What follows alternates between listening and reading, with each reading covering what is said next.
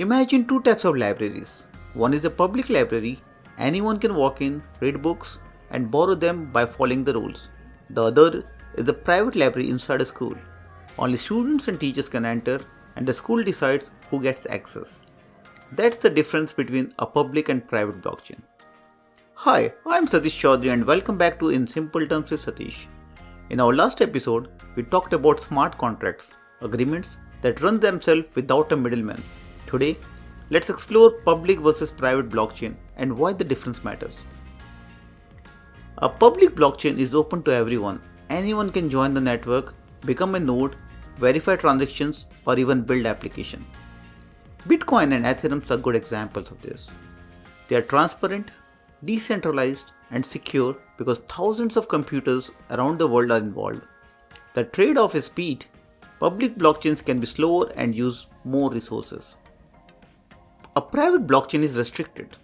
Only selected participants can join, and a company or group controls who gets access. These are often used by businesses to share data securely.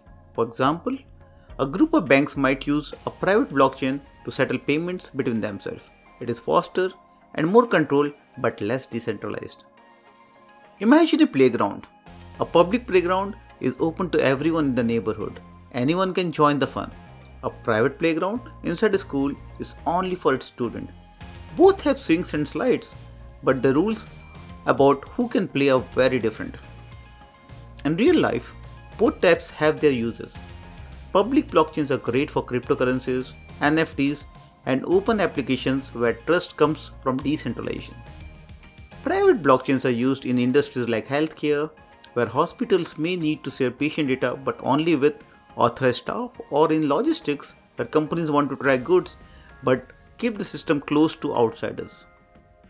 Technically, public blockchain relies on open consensus methods like proof of work or proof of stake, where anyone can participate.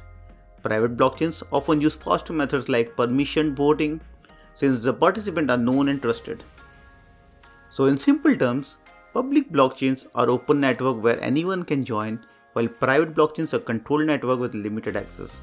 Both are blockchains, but they are designed for different purposes. In our next episode, we'll go beyond Bitcoin and explore real-world blockchain application you might already be using without even realizing it. Thanks for listening to In Simple Terms with Satish. Subscribe, share this with a friend, and join me again as we continue to make the complicated simple.